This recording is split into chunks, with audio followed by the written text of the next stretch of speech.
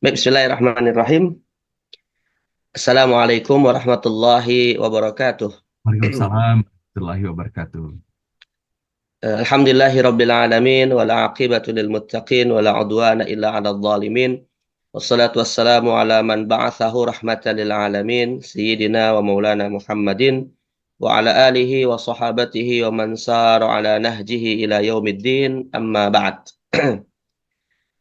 Para Bapak Ibu sekalian, jamaah dari ngaji bareng NBO online. Alhamdulillah, kembali Allah Subhanahu wa taala memberikan kita kesempatan untuk bisa bertemu. Sepertinya sudah cukup lama ya tidak bertemu. Sekali. Alhamdulillah, jamaahnya masih luar biasa eksis, jumlahnya juga semakin bertambah alhamdulillah. Tentu pertemuan ini kalaulah bukan karena kehendak Allah Subhanahu wa taala, tentu kita tidak akan bertemu. Karena itulah kita berharap setiap detik waktu dari pertemuan ini akan menjadi catatan amal yang akan dipersaksikan nanti di hari akhir di Hmm. hadapan Allah Subhanahu wa taala dan menjadi wasilah untuk kita bisa sama-sama memasuki surga Allah Subhanahu wa taala. Amin, ya rabbal alamin. Eh Bahasan yang saya hormati dan juga jamaah sekalian yang dimuliakan Allah Subhanahu wa taala. Saya mungkin hari ini tidak menyampaikan terkait dengan situasi yang cukup memanas seputar Pilpres dan Pileg ya, karena ini lagi hari tenang, jadi kita nggak ngomongin itu dulu. Dan juga mungkin saya juga tidak secara khusus bicara tentang bulan Ramadan ini Pak Hasan, tapi hal yang sekarang ini kita sedang berada di dalamnya seputar masalah bulan Sya'ban ya, bulan Sya'ban. Bulan yang disebutkan dalam hadis Nabi Shallallahu Alaihi Wasallam dalam riwayat Aisyah itu karena Nabi SAW yatahaffadhu ma fi Sya'ban la kama fi ghairih. Ya, Nabi SAW itu menjaga ibadah di bulan Sya'ban itu tidak sama dengan ibadah di bulan-bulan lainnya. Artinya Nabi SAW ini secara khusus memfokuskan ibadahnya di bulan Sya'ban lebih daripada bulan-bulan lainnya. Ya, alasannya karena bulan ini adalah bulan yang banyak dilalaikan dari ibadah kepada Allah Subhanahu wa taala, ya. Nah, tapi biar lebih sistematis nih Pak Hasan, saya izin share screen aja ya materinya ya. Silakan, silakan Pak Nah, Isnan. ini biar saya nggak ngomongnya kemana-mana nih. Silakan Pak Isnan. Baik, jadi saya mungkin ingin menyampaikan seputar masalah ibadah di bulan Sya'ban dan secara khusus adalah ibadah yang nanti juga akan dilakukan di pertengahan bulan Sya'ban yang disebut dengan nisfu Sya'ban ya. Tentunya dalam konteks kita juga akan menemukan adanya pro kontra ya dan bagaimana bersikap di tengah pro kontra itu. Yaitu terkait dengan amalan di malam nisfu Sya'ban ini. Tapi kalau nanti jamaah misalnya ingin bertanya hal-hal di luar ini silakan terkait dengan Ramadan ataupun hal-hal lainnya bisa kita bahas. Baik, pertama adalah terkait dengan amalan di bulan Sya'ban ya. Jadi seperti yang tadi saya sampaikan ya Mas kalian, Rasulullah SAW itu ketika berada di bulan Sya'ban, beliau malah mengajarkan sesuatu yang membuat kita ini jangan lalai dalam ibadah. Karena bulan Sya'ban termasuk bulan yang sebenarnya tidak terlalu istimewa. Ya. Jadi bulan Sya'ban itu Nabi SAW sendiri mengatakan sebagai bulan yang banyak dilalaikan orang-orang dari ibadah. Dalam hadis riwayat Imam Ahmad, Nabi SAW mengatakan, "Dzaka syahrun yaghfulun nasu anhu baina Rajabin wa Ramadan." Bulan Sya'ban ini bulan yang banyak dilalaikan dari ibadah karena posisinya antara Rajab dan Ramadan. Nah, karena itulah Nabi Shallallahu Alaihi Wasallam mengingatkan umatnya pada momen-momen ketika manusia lalai dari ibadah, itu malah beliau beribadah, gitu ya. Contoh sederhana misalnya di tengah malam, sepertiga malam ya, ketika banyak manusia tidur terlelap dalam mimpinya, Rasulullah itu malah qiyamul lail. Nah, ini mengisyaratkan kepada kita bahwa seorang muslim itu selalu dalam kondisi baik kapanpun ya. Bahkan ketika manusia lalai dalam melakukan kebaikan. Nah, maka bulan Sya'ban ini Nabi SAW isi dengan banyak ibadah lebih daripada bulan-bulan lainnya. Tentunya tidak seperti Ramadan ya. Nah, itu seperti dikatakan oleh Aisyah karena Rasulullah yatahaffadzu min Sya'ban ma la yatahaffadzu min ghairih. Nabi SAW itu memperhatikan bulan Sya'ban itu lebih daripada perhatiannya kepada bulan-bulan lainnya. Nah, sekarang alhamdulillah kita berada di hari yang kedua dari bulan Sya'ban 1445 Hijriah ya. Nah, di sisi yang lain, Nabi SAW menginformasikan kepada kita bulan Sya'ban itu bulan yang turfa'u fil a'mal, bulan yang amal manusia itu diangkat, diperlihatkan kepada Allah Subhanahu wa taala. Jadi amal yang diangkat itu jamaah sekalian ada dua. Pertama adalah amal yang diangkat sifatnya tahunan, itu terjadi di bulan Sya'ban. Dan yang kedua amal yang diangkat kepada Allah sifatnya pekanan, itu di hari Senin dan hari Kamis. Dan dua-duanya Nabi Shallallahu Alaihi Wasallam mengatakan uhibbu an yurfa amali wa ana shaim. Aku senang ketika amalku ini diperlihatkan kepada Allah dalam kondisi berpuasa. Makanya bulan Sya'ban itu termasuk bulan yang para ulama sepakat dianjurkan memperbanyak puasa di dalamnya. Sebagaimana kita dianjurkan berpuasa di hari Senin dan Kamis. Jadi bulan Sya'ban, bulan di mana amal kita diangkat, Nabi senang amalnya diangkat kepada Allah berpuasa, dan hari Senin dan Kamis juga adalah hari di mana amal manusia diangkat, dan Nabi juga senang memperbanyak puasa di hari Senin dan hari Kamis. Nah, karena itulah kata para ulama fikih ya seperti Imam Nawawi misalnya dalam kitab Al-Majmu' mengatakan wa minal masnun shaumu Sya'ban. Di antara yang disunahkan adalah puasa bulan Sya'ban. Nah, tetapi jamaah sekalian, yang jadi masalah adalah begini. Ada hadis-hadis yang mengisyaratkan bahwa Nabi SAW itu melarang kita puasa Sya'ban. Jadi ini ada hadis yang kesannya bertentangan gitu ya. Di satu sisi Nabi SAW banyak berpuasa di bulan Sya'ban, tapi di sisi yang lain Nabi SAW melarang kita puasa di bulan Sya'ban itu bahkan setengahnya. Ya, dalam hadis, di satu hadis Nabi mengatakan la yataqaddamanna ahadukum Ramadhana bi shaumi yaumin aw yaumain. Ya, janganlah kita mendahului bulan Ramadan itu dengan puasa sehari atau 2 hari sebelumnya. Bahkan dalam hadis yang lain dikatakan setengah bulan sebelumnya. Kata Nabi, idza kana nisfu min Sya'ban fala shauma hatta yaji'a Ramadan. Jika sudah memasuki pertengahan bulan Sya'ban kedua, maka janganlah berpuasa hingga datang bulan Ramadan. Jadi kita dilarang oleh Nabi SAW itu puasa di bulan Sya'ban dari tanggal 16, dari tanggal 16 Sya'ban sampai akhir Sya'ban. Ya. Nah ini jadi persoalan karena ada kesan hadis ini bertentangan. Di satu sisi Nabi SAW banyak berpuasa di bulan Sya'ban, tapi di sisi yang lain Nabi melarang setengah bulannya kita berpuasa. Nah maka jamaah sekalian, kita harus merujuk kepada para ulama ya dalam mengkompromikan dua hadis yang bertentangan ini seperti apa. Maka hasil komprominya seperti ini. Hasil komprominya adalah yang pertama, kalau puasa yang dilakukan di bulan Sya'ban itu adalah puasa qadha Ramadan, misalnya kita masih punya hutang Ramadan tahun lalu gitu ya, dan masih belum kita bayar sampai bertemu bulan Sya'ban, maka kita tidak dilarang mengqadhanya meskipun sampai akhir Sya'ban. Tidak dilarang kita mengqadhanya sampai akhir Sya'ban. Ini berdasarkan dari penjelasan Sayyidah Aisyah di mana beliau pernah punya hutang puasa Ramadan tahun lalu dan beliau baru bisa membayarnya sampai bulan Sya'ban ya. Nah, ini hadis riwayat Imam Bukhari dan Muslim. Kemudian yang kedua, tidak dilarang juga puasa di bulan Sya'ban kalau puasanya itu sunnah muqayyad. Sunnah muqayyad itu jemaah sekalian artinya puasa yang ada sebabnya. Misalnya puasa Senin, puasa Kamis gitu ya. Atau puasa yang memang sudah biasa kita lakukan. Misalnya seperti puasa Daud.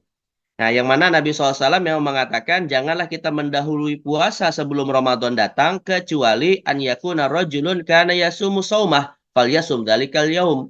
Kecuali jika memang sudah biasa melakukannya, maka boleh dilakukan. Ya, begitu juga tidak dilarang kita berpuasa dari tanggal 1 sampai tanggal 15 bulan Sya'ban. Nah, maka yang dilarang itu puasa apa sebenarnya ya? Yang dilarang itu jamaah sekalian adalah puasa yang niatnya mutlak. Puasa niat mutlak itu maksudnya adalah puasa yang nggak ada sebabnya gitu ya. Pokoknya hari ini saya mau puasa lah gitu. Nah itu dilarang dari tanggal 16 sampai akhir bulan Sya'ban. Walaupun memang kalau kita bicara dalam ilmu fikih, ulama kita nanti beda pendapat juga ya. Yang mana ulama yang paling keras mengharamkan puasa dari tanggal 16 Sya'ban sampai akhir Sya'ban, kalau itu niatnya adalah puasa mutlak, adalah ulama dari madhab Syafi'i. Yang mana ulama dalam madhab Syafi'i ini malah mengatakan hukumnya haram. Dan jika dilakukan puasanya tidak sah dan berdosa. Ini seperti dikatakan oleh Imam An-Nawawi dalam kitab Al-Majmu' ya. Nah, tapi kalau mayoritas ulama berpendapat puasa yang dilakukan di pertengahan kedua bulan Sya'ban ini boleh saja ya, tapi tidak memiliki keutamaan khusus gitu. Ini seperti dikatakan oleh seorang ulama dari mazhab Hanafi bahwa tidak makruh berpuasa di pertengahan kedua bulan Sya'ban. Nah, di sisi yang lain ya Mas kalian, larangan berpuasa di bulan Sya'ban juga adalah berlaku ketika di penghujung bulan Sya'ban yang disebut dengan hari Syak. Jadi hari Syak itu adalah hari yang kita ragu sebenarnya ini sudah masuk 1 Ramadan atau masih tanggal 30 Sya'ban. Biasanya pada posisi di mana kita sudah berada di tanggal 29 Sya'ban, lantas kemudian hilal atau bulan sabit Ramadan itu tidak tampak terlihat. Maka kita ragu, besok itu sebenarnya tanggal 30 Sya'ban atau tanggal 1 Ramadan. Maka dalam konteks ini para ulama juga berbeda pendapat apakah boleh berpuasa pada hari tersebut. Mazhab Syafi'i tetap mengharamkan, sedangkan mayoritas ulama menghukuminya hanya sebatas makruh saja, ya. Nah, jadi kalau misalnya Bapak Ibu sekalian ada yang menanyakan bagaimana sih hukum-hukum berpuasa di bulan Sya'ban? Nah, maka di sini kesimpulan sederhananya adalah silakan memperbanyak puasa di bulan Sya'ban, tapi khusus untuk dari tanggal 16 sampai akhir Sya'ban, jangan berpuasa yang tidak ada sebabnya. Ya, tapi puasanya itu hendaknya ada sebabnya, misalnya puasa Senin atau puasa Kamis atau puasa qadha Ramadan yang belum dilakukan ya. Bahkan kalau bisa yang punya hutang Ramadan ya sebisa mungkin membayarnya sebelum bertemu dengan Ramadan yang akan datang. Kenapa? Karena kebanyakan ulama memang berpendapat qadha Ramadan itu batas akhirnya akhir Sya'ban. Karena kalau misalnya bertemu dengan Ramadan yang akan datang, itu termasuk pelanggaran yang mana qadha-nya tetap diwajibkan, tapi di sisi yang lain juga wajib membayar fidyah. Ya, nah itu jadi artinya yang masih punya hutang dan mampu untuk melakukannya ditunaikan sampai akhir bulan Sya'ban ya. Baik, ini dari sisi amalan dalam bentuk puasa di bulan Sya'ban. Nah, tapi di sisi yang lain juga ada amalan khusus ya yang kita disunahkan untuk melakukannya di pertengahan bulan Sya'ban. Namanya disebut nisfu Sya'ban. Nah, nisfu Sya'ban ini secara arti adalah pertengahan Sya'ban. Nisfu itu artinya tengah, Sya'ban itu bulan Sya'ban. Dan ini terjadinya pada tanggal 15 Sya'ban dari waktu maghrib ya, karena kalender Hijriyah itu dimulainya dari waktu maghrib. Nah, tapi yang jadi persoalan begini jemaah sekalian. Sebelum saya masuk kepada persoalannya, ada satu jenis sholat ya yang disebutkan dalam kitab-kitab para ulama, di antaranya kitab Imam Al-Ghazali, namanya Ihya Ulumuddin, yang menyebutkan sholat khusus di hari pertengahan bulan Sya'ban namanya sholat rogoib atau sholat khair. Nah, sholat khair atau sholat rogoib ini sebenarnya dua jenis ya. Pertama adalah sholat di awal bulan Rajab, dan yang kedua adalah sholat di pertengahan bulan Sya'ban. Nah, hanya saja praktek sholat rogoib ini diperdebatkan oleh para ulama dari sisi apakah boleh dilakukan atau ini adalah perkara istilahnya itu perkara bid'ah atau perkara baru yang sebaiknya tidak dilakukan ya. Nah, dari sisi prakteknya dulu nih saya jelaskan ya. Jadi sholat rogoib itu ada dua cara. Pertama, kalau di bulan Rajab itu dilakukan antara maghrib sampai isya, jumlahnya 12 rakaat ya, yang nanti setiap rakaat 12 rakaat ini per dua rakaatnya satu salam, berarti ada 6 salam. Yang kemudian per satu rakaatnya itu membaca surat setelah Al-Fatihah, membaca surah Al-Qadar 3 kali dan membaca surah Al-Ikhlas 12 kali. Ya, lalu kemudian setelah itu setelah sholat kemudian membaca sholawat kepada Nabi, lalu sujud 2 kali, di dalam sujudnya membaca tasbih subuhun kudusun rabbul malaikati waruh ya sebanyak 70 kali, kemudian juga membaca doa Rabbighfir warham wa tajawaz amma ta'lamun innakal azizul akram ya. Nah, ini kalau di awal bulan Rajab yang sudah kita lalui kemarin ya. Nah, sedangkan kalau nanti di pertengahan nisfu Sya'ban, maka sholatnya itu ada dua pilihan kata Imam Al-Ghazali.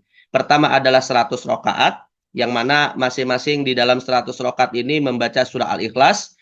Kemudian bisa juga dengan 10 rakaat dan masing-masingnya membaca 100 surat Al-Ikhlas ya. Ini mungkin sholat yang mungkin di antara kita ada yang bisa jadi baru mengenalnya ya, atau mungkin ada yang sudah mengamalkan. Nah, tapi yang jadi masalah di jamaah sekalian, nanti yang akan kita jawab adalah ini sholat ini sebenarnya ada dasarnya tidak ya. Kalaupun misalnya ada dasarnya, apakah kemudian dasarnya itu bisa diterima atau malah menimbulkan polemik dan perdebatan di antara para ulama? Nah, kesimpulannya begini, bagaimana kita mencari titik temu antara perbedaan para ulama dalam mengamalkan malam nisfu Sya'ban? Ya, yang pertama para ulama semuanya sepakat, malam nisfu Sya'ban itu malam yang punya keutamaan.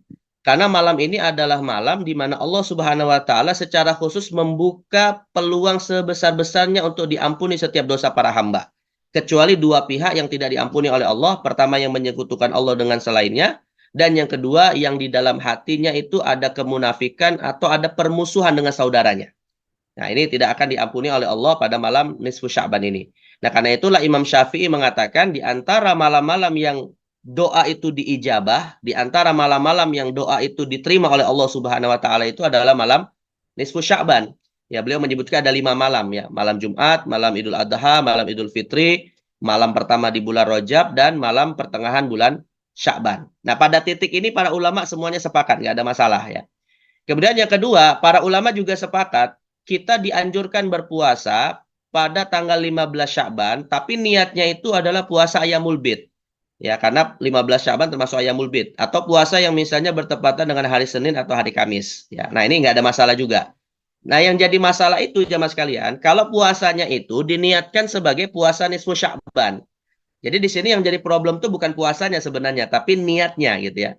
Nah, kalau yang kemudian diniatkan adalah namanya adalah puasa nisfu Sya'ban, nah ini yang diperselisihkan oleh para ulama karena dasar dari anjuran puasa di nisfu Sya'ban ini adalah hadis yang dianggap palsu. Ya, ini diriwayatkan oleh Ibnu Majah tapi dinilai palsu oleh banyak ulama, termasuk diantaranya Imam Ahmad bin Hambal yang menganggap hadis anjuran puasa di tanggal 15 Sya'ban itu hadis palsu.